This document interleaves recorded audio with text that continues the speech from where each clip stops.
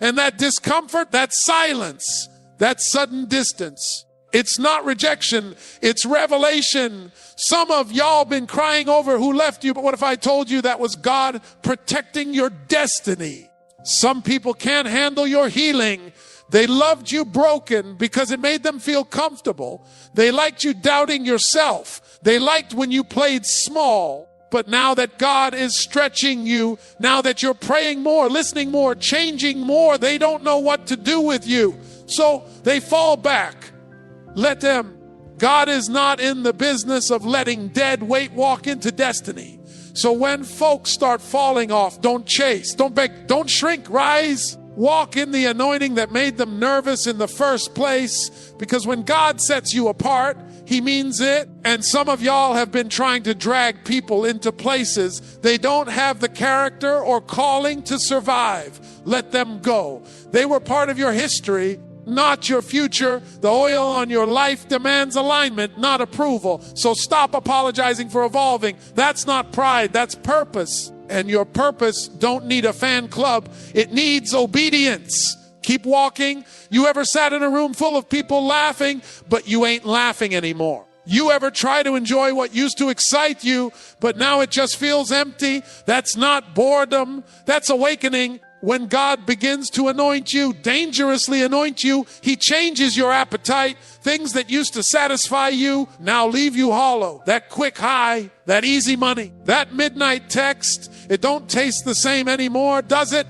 Because when God starts calling you out of Egypt, the taste of slavery becomes bitter. You ain't made for scraps anymore. You're being pulled into something holy, and I know it's frustrating. You're looking around and everybody else seems content, living small, playing games, sleeping around, chasing trends. But you,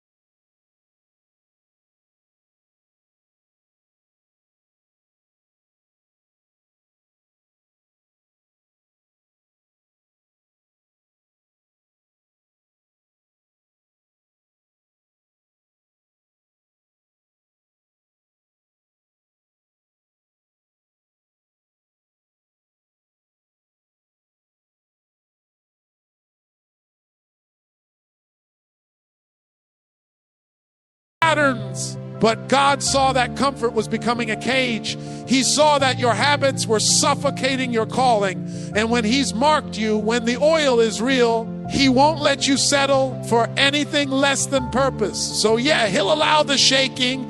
He'll allow the loss. He'll allow the betrayal. Not because He's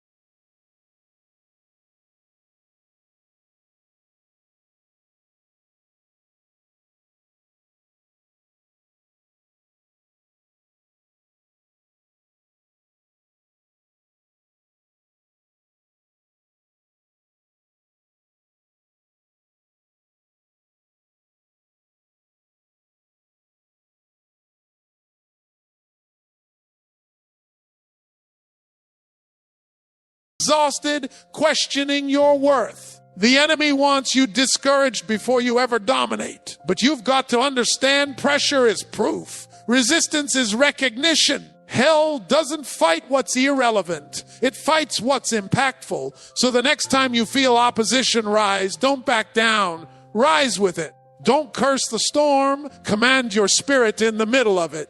Because you're not under attack. You're under assignment. And if the enemy's coming this hard, it's because your anointing is making heaven shake and hell nervous. Keep moving. If you've seen these signs in your life, if you've been hit, but you're still standing, if your circle's gotten smaller, if mediocrity lost its taste, if isolation became your reality, if God's been tearing down what you once depended on, and if the resistance around you feels relentless, then you better listen up. You are not crazy. You are not cursed. You are anointed, and not just casually, dangerously anointed. You are carrying something that hell is afraid of. You are built for more than survival. You are built for dominion. God didn't save you to sit. He anointed you to rise as a father, as a husband, as a man, as a woman of purpose, as a leader. So don't let fear have the final word. Don't let culture define your identity. Don't let brokenness be your ceiling. The oil on your life is evidence that God's not finished with you. And if He's not finished, you can't quit. Stand up, wipe your tears, tighten your armor, and start walking like you know who called you. This message isn't just for your ears. It's a summons to your soul, a call to rise, a call to take back your home, your mind, your mission, your manhood, your voice. Don't waste this fire. It's Wally. It's your moment. Now, if this hit your spirit, comment and share it with someone who needs to hear this fire. And don't just scroll on. Subscribe, because every week we're breaking chains and building kingdom leaders right here. This is for the ones who've been crushed but chosen, the lost but rising. The ones who know they're dangerously anointed. You're not alone anymore.